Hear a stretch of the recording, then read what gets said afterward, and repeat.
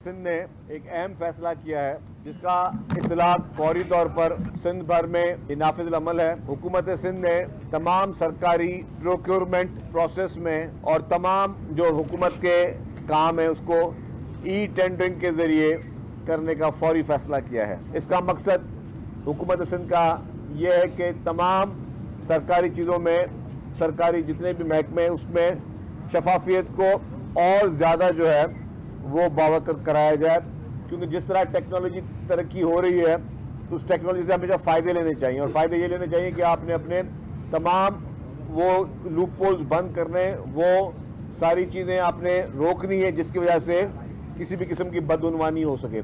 तो हुकूमत सिंध ने इमीडिएटली तौर पे सिंध भर के तमाम महकमे जात में, चाहे वो महकमे जो है वो जिसमें कोई रोड सेक्टर हो, बिल्डिंग सेक्टर हो, हेल्थ सेक्टर हो, जितने भी सेक्टर्स हैं उनमें प्रोक्योरमेंट के लिए सिर्फ और सिर्फ ई टेंडरिंग और ई पैड के ज़रिए वो सारी चीज़ें होंगी। इसके अलावा तमाम जो टेंडर के प्रोसीजर हैं वो सारे ख़त्म हो जाएंगे। देखिए जी, पाकिस्तान पीपल्स पार्टी समझती है कि पीपल्स पार्टी ने इस मुल्क में सबसे ज़्यादा जुल्म सहे हैं, पीपल्स पार्टी ने सबसे ज़्यादा कुर्बानियाँ दी हैं। उसके बावजूद कभी पीपल्स पार्टी ने जो है वो कभी इदारों के ख़िलाफ़ साजिशें नहीं की।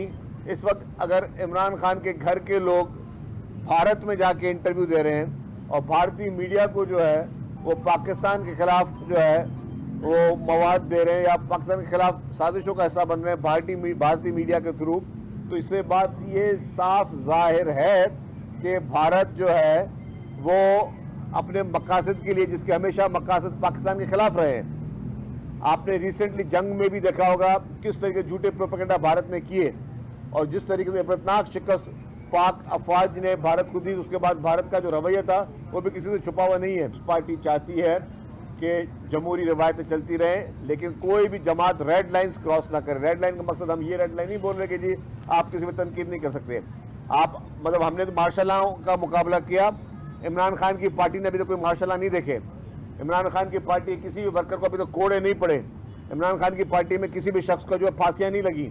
ये फांसियाँ, ये कोड़े, ये लाल किले, ये सख्त से सख्त सज़ाएँ, और जिस तरीके से मैंने कहा कि पीपल्स पार्टी की पूरी लीडरशिप इस मुल्क में उसने अपनी जान नजराने दिए जमहूरियत के लिए, डेमोक्रेसी के लिए। शहीद जुल्फ़िकार अली भुट्टो का अदालती कत्ल हुआ, शहीद मोहतरमा बेनज़ीर भुट्टो साहबा की शहादत हुई। मोहतरमा असद अली ज़रदारी साहब 12 साल जेल में थे बग़ैर किसी जो है सज़ा के, बग़ैर किसी कन्विक्शन के, कभी भी इदारों पे हमले नहीं किए।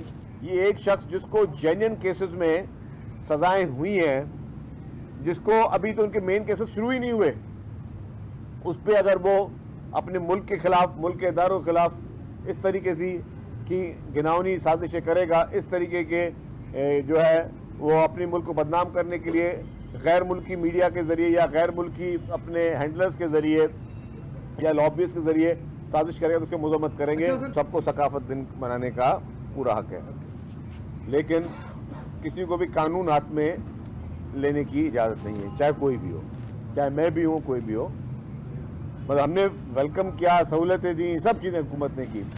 कल वाक़यात अफसोसनाक वाक़े हुए हैं। कल हमारे अपनी पीपल्स बस सर्विस के भी शीशे तोड़े गए। कोई भी ऐसा काम जिसे आप किसी को नुकसान पहुंचो, चाहे वो प्राइवेट इमलाक हो या सरकारी इमलाक हो, आपको जो करना करो, लेकिन आप ऐसा कोई काम ना करो जिससे किसी को तकलीफ पहुंचे।